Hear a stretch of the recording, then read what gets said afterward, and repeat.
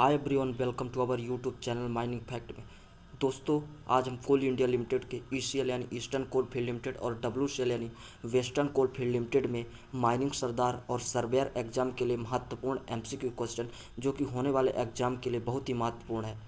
दोस्तों, ईसीएल का एग्ज़ाम 17 अप्रैल 2022 को तथा डब्ल्यूसीएल का एग्ज़ाम 24 अप्रैल 2022 को फिक्स किया गया है। तो दोस्तों, ये बहुत ही नज़दीक आ गया है। इसके दृष्टि से अब दोस्तों बहुत ही कम समय बचा है, इसलिए हम तो पहला क्वेश्चन देखते हैं दोस्तों। तो पहला क्वेश्चन है, the maximum length of the trailing cable is, यानी ट्रेलिंग केबल की मैक्सिमम लेंथ लंबाई कितनी होती है। तो ऑप्शन ए है 90 मीटर, ऑप्शन बी है 200 मीटर, ऑप्शन सी है 150 मीटर एंड ऑप्शन डी है 50 मीटर। तो इसका जो राइट आंसर है वह ऑप्शन नंबर ए है, यानी जो पोर्टेबल और ट्रांसपोर्टेबल केबल ऑपरेटर्स होते हैं उनकी जो ट्रेलिंग केबल की मैक्सिमम लेंथ है वह 90 मीटर होगी। अगला क्वेश्चन है, the drilling rods are made of, यानी ड्रिलिंग रॉड किससे बनी होती है। तो ऑप्शन ए है कास्ट स्टील, ऑप्शन बी है स्टील, ऑप्शन सी है nickel chromium and option D है कास्ट आयरन। तो इसका जो राइट आंसर है वह ऑप्शन नंबर सी है, यानी जो ड्रिलिंग रॉड होती है वह निकल और क्रोमियम की बनी होती है। दोस्तों, यहाँ पास ड्रिलिंग रॉड है, इसके बाद स्टेमिंग रॉड भी होता है जो स्टेमिंग के लिए यूज किया जाता है। वह दोस्तों पूर्णतः वुड की बनी होनी चाहिए, यानी लकड़ी की बनी होनी चाहिए। अगला है 3 number, the amount of energy released by an on explosive during blasting is called, यानी ब्लास्टिंग के समय एक्सप्लोजिव से जो एनर्जी निकलती है उसके अमाउंट को क्या कहा जाता है। तो ऑप्शन ए है स्ट्रेंथ, ऑप्शन बी है डेंसिटी, ऑप्शन सी है सेंसिटिविटी एंड ऑप्शन डी है दोस्तों वीओडी यानी वेलोसिटी ऑफ डिटोनेशन। तो इसका जो राइट आंसर है वह ऑप्शन नंबर ए है, यानी स्ट्रेंथ, यानी ब्लास्टिंग के दौरान जो भी एक्सप्लोजिव से एनर्जी रिलीज होती है उसके अमाउंट को, उसकी मात्रा को स्ट्रेंथ कहते हैं। दोस्तों, strength, density, sensitivity and VOD ये सभी करेक्टरिस्टिक्स ऑफ एक्सप्लोजिव हैं।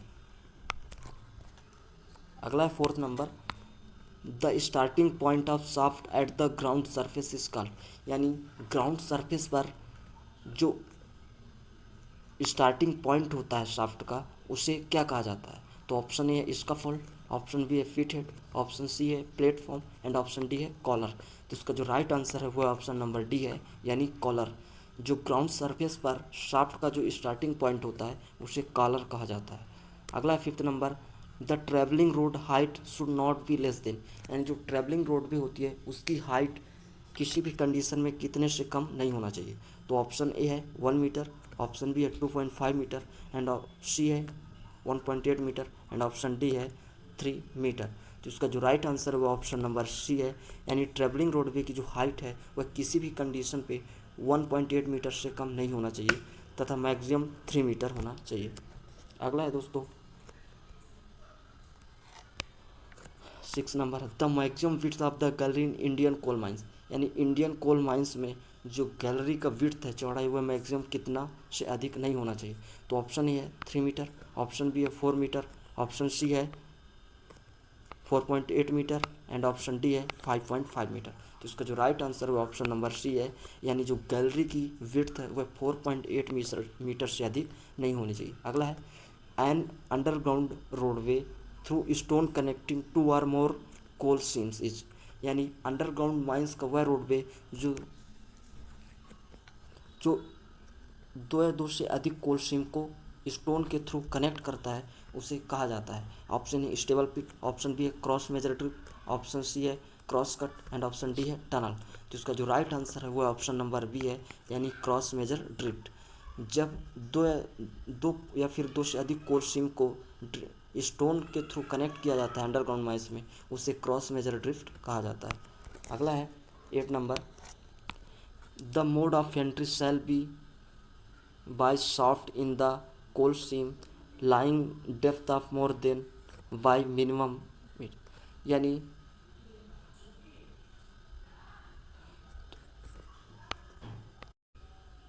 इसका ऑप्शन है ए 40 मीटर, ऑप्शन बी है 30 मीटर, ऑप्शन सी है 50 मीटर एंड ऑप्शन डी है 20 मीटर। तो इसका जो राइट आंसर है वो है ऑप्शन नंबर बी है, यानी 30 मीटर। अगला 9 नंबर, द स्लज और cuttings in the borehole are removed with help of. जो बोरहोल में स्लज या फिर कटिंग्स होती है उसको किसके मदद से बाहर निकाला जाता है? तो ऑप्शन ए है कोर बैरल, ऑप्शन बी है bulldog, option C sludger and option D है रिटेनिंग की। तो इसका जो राइट आंसर हुआ ऑप्शन नंबर सी है, यानी स्लजर। अगला है 10 नंबर, manual drilling is possible up to maximum depth of, यानी मैनुअल ड्रिलिंग मैक्सिमम कितनी डेप्थ तक पॉसिबल है? तो इसका ऑप्शन ए है 45 मीटर, ऑप्शन बी है 25 मीटर, ऑप्शन सी है 12 मीटर एंड ऑप्शन डी है 60 मीटर। तो इसका जो राइट आंसर है वो ऑप्शन नंबर बी है, यानी मैनुअल ड्रिलिंग 25 यानी 25 मीटर तक मैक्सिमम पॉसिबल है। अगला है bore hole deviation is dash degree for 30 metre, यानी 30 मीटर की डेप्थ तक बोर होल में कितना डेविएशन होता है? तो ऑप्शन ए है 2, ऑप्शन 2 डिग्री, ऑप्शन बी है 4 डिग्री, ऑप्शन सी है 3 डिग्री एंड ऑप्शन डी है 1 डिग्री। तो इसका जो राइट आंसर हुआ ऑप्शन नंबर ए है, यानी 30 मीटर तक डेप्थ में बोर होल में 2 डिग्री तक का डेविएशन हो सकता है। अगला है 12 number, a vehicle transporting explosive shall not be driven at a speed exceeding kilometre per our, यानी जो एक्सप्लोसिव वैन जिसमें से एक्सप्लोजिव को ट्रांसपोर्ट किया जाता है उसकी जो मैक्सिमम स्पीड है किससे अधिक नहीं होनी चाहिए? तो option A 15 kilometre per hour, option B है 30 kilometre per hour, option C 40 kilometre per hour and option D है 25 किलोमीटर पर आवर। तो इसका जो राइट आंसर हुआ ऑप्शन नंबर डी है, यानी किसी भी गाड़ी की स्पीड जिसमें एक्सप्लोजिव ट्रांसपोर्ट किया जाता है उसकी maximum speed 25 kilometre per hour से अधिक नहीं होनी चाहिए। अगला है the rate of increase of temperature with depth is called, यानी डेप्थ के साथ टेम्परेचर का बढ़ना क्या कहलाता है? तो option A scale, option B है एंडोथर्मिक ग्रेडियंट, ऑप्शन सी है exothermic gradient and option D है जियोथर्मिक ग्रेडियंट। तो इसका जो राइट आंसर है वो ऑप्शन नंबर डी है, यानी जियोथर्मिक ग्रेडियंट। दोस्तों डेप्थ के साथ यानी गहराई के साथ टेम्परेचर का बढ़ना जियोथर्मिक ग्रेडियंट या जियोथर्मल ग्रेडियंट कहलाता है। दोस्तों इंडियन कोल माइंस में जो जियोथर्मल ग्रेडियंट है वह 38 मीटर डेप्थ पर 1 डिग्री सेंटीग्रेड टेम्परेचर इंक्रीज होती है। अगला है 14 number, no drill shall be used for boring a short hole unless it allows a clearance of at least as over a diameter of the cartridge of explosive, यानी जो diameter of whole होता है और diameter of cartridge होता है उसके बीच का जो गैप होता है वो क्लियरेंस में मिनिमम कितना होना चाहिए?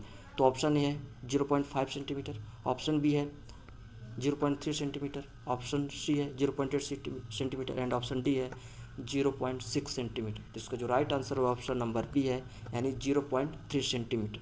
दोस्तों यह ड्रिल होल है तथा ये कार्ट्रिज है एक्सप्लोजिव कार्ट्रिज, इसके बीच जो गैप है वह कम से कम 0.3 सेंटीमीटर या फिर 3 mm होना चाहिए। अगला है 15 नंबर, which diagram explain the limit of explosibility of CH4, यानी किस डायग्राम के माध्यम से CH4 की एक्सप्लोजिबिलिटी लिमिट दर्शाई जाती है? तो ऑप्शन ए है पाल्वेलो डायग्राम, ऑप्शन बी है ग्राहम्स इंडेक्स, ऑप्शन सी है cover diagram and option D है रिकैलिलियर। तो ऑप्शन इसका जो राइट आंसर हुआ ऑप्शन नंबर सी है, यानी कवर डायग्राम। दोस्तों कवर डायग्राम के माध्यम से CH4 यानी मीथेन और ऑक्सीजन के बीच एक्सप्लोजिबिलिटी लिमिट दर्शाई जाती है। अगला है दोस्तों CH4 का जो एक्सप्लोजिबिलिटी लिमिट है वह 5.4% से 14.8% तक होता है। इसका जो मैक्सिमम वॉयलेंट है उसका जो परसेंट है वह है 9.5%, यानी 9.5% पर CH4 मैक्सिमम वॉयलेंट होता है।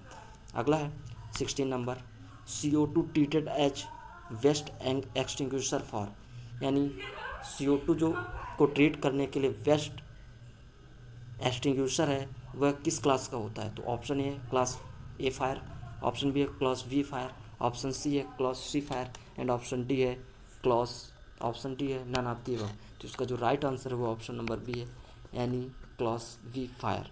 तो CO2 को ट्रीट करने के लिए जो फायर एक्सटिंग्विशर का प्रयोग किया जाता है वह क्लास बी टाइप का होता है।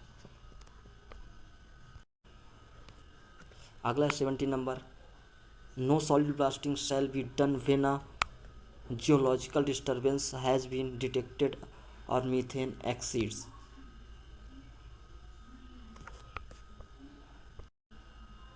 तो जहाँ पास सॉलिड ब्लास्टिंग का उपयोग नहीं किया जाता और वहाँ पास जियोलॉजिकल डिस्टर्बेंस है, तो वहाँ पास मीथेन जो कितने परसेंट से अधिक नहीं होना चाहिए? तो ऑप्शन ए है 0.5%, ऑप्शन बी है 0.8%, option C 1% and option D है 2%। इसका जो राइट आंसर है वह ऑप्शन नंबर ए, यानी 0.5%। अगला है 18 number, the delay between the ignition and the application of heat source is called. इसका ऑप्शन है थर्मल कंडक्टिविटी, ऑप्शन बी है इंक्यूबेशन पीरियड, ऑप्शन सी है lag on ignition and option D है saturation period. तो इसका जो right answer है option number C है, यानी लैग ऑन इग्निशन। तो यानी CH4 का या फिर किसी भी पदार्थ का सोर्स ऑफ इग्निशन के संपर्क में आने से उसके जलने तक का जो समय होता है वह लैग ऑन इग्निशन कहलाता है। अगला है 19 नंबर, इंट्रिंसिकली सेफ सर्किट और operators works on voltage not more than. यानी जो इंट्रिंसिकली सेफ सर्किट होता है ऑपरेटर्स, वह कितने से अधिक वोल्ट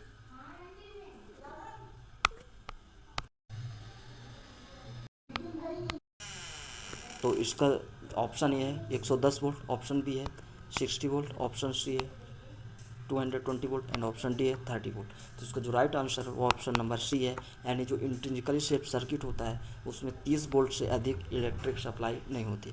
तो ऑप्शन अगला है 20 number, the maximum speed of winding drum inside. यानी वाइंडिंग ड्रम की मैक्सिमम स्पीड कितनी होती है? तो ऑप्शन ए है 60 revolution per minute, option B है 45 RPM, ऑप्शन सी है 100 RPM एंड ऑप्शन डी है 30 RPM। तो इसका जो राइट आंसर वो ऑप्शन नंबर बी है, यानी जो वाइंडिंग ड्रम जिसको उपयोग सॉफ्ट में किया जाता है कि मैक्सिमम स्पीड 45 RPM से अधिक नहीं होनी चाहिए। अगला है 21 नंबर, the most common type of flame proof protection is, यानी most common type flame protection is. तो ऑप्शन ए है hermetically sealed protection, option B है हिंग्स प्रोटेक्शन, ऑप्शन सी है open protection and option D है flange protection. तो इसका जो right answer है वह ऑप्शन नंबर डी है, यानी फ्लैंज प्रोटेक्शन। फ्लैंज प्रोटेक्शन है वह common type of flame proof protection होता है। तो अगला है 22 number, the owner shall at least once in every examine the rate of emission of inflammable gas. जो ऑनर होता है वह कम से कम कितने दिन में एक बार माइंस की जो रेट ऑफ इमिशन है वह इनफ्लेमेबल गैस की वह चेक करता है। तो ऑप्शन ए है 30 डेज, ऑप्शन बी है 60 डेज, ऑप्शन सी है 100 डेज एंड ऑप्शन डी है 120 डेज। इसका जो राइट आंसर हुआ ऑप्शन नंबर ए है, यानी 30 डेज। तो 30 डेज में कम से कम एक बार ऑनर एग्जामिन करके देख लेता है कि माइंस का जो रेट ऑफ इमिशन है वह कितना है।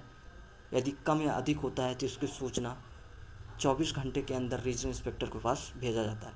अगला है 23 number, the force required to cause movement is called. यानी मूवमेंट के लिए जो फोर्स रिक्वायर होता है, आवश्यकता होती है, उसे क्या कहा जाता है? तो ऑप्शन ए है ड्रॉबलर पुल, ऑप्शन बी है ट्रैक्टिव एफर्ट, ऑप्शन सी है running force and option D है नन ऑफ देम। तो इसका जो राइट आंसर है वो ऑप्शन नंबर बी है, यानी ट्रैक्टिव एफर्ट। अगला है 24 नंबर एंड लास्ट, इस वीडियो का लास्ट क्वेश्चन है, the speed of the jack hammer drill is controlled by. यानी जैक हैमर ड्रिल मशीन के स्पीड को कौन कंट्रोल करता है? तो ऑप्शन ए है ब्लोअर वैल्यू, ऑप्शन बी है टोटल वैल्यू, ऑप्शन सी है rifle valve bar and option D है रेचेट थ्री। तो इसका जो राइट आंसर है वो है ऑप्शन नंबर बी, यानी जो जैक हैमर ड्रिल मशीन होता है ड्रिलिंग करने के लिए जिसका उपयोग किया जाता है, उसके जो स्पीड है उसको कंट्रोल करने के लिए थ्रोटल वैल्यू का उपयोग किया जाता है। तो दोस्तों ऐसे ही महत्वपूर्ण वीडियो के लिए या क्वेश्चन के लिए हमारे चैनल माइनिंग फैक्ट को सब्सक्राइब कर लें। दोस्तों हम ECL और WCL में होने वाले माइनिंग सरदार तथा सर्वेयर एग्ज़ाम के लिए ऐसे ही MCQ जो कि एग्ज़ाम की दृष्टि से बहुत ही महत्वपूर्ण है अपलोड करते रहेंगे। तो प्लीज़ हमारे चैनल को सब्सक्राइब कर लें, बेल आइकन को प्रेस कर लें। धन्यवाद दोस्तों, जय।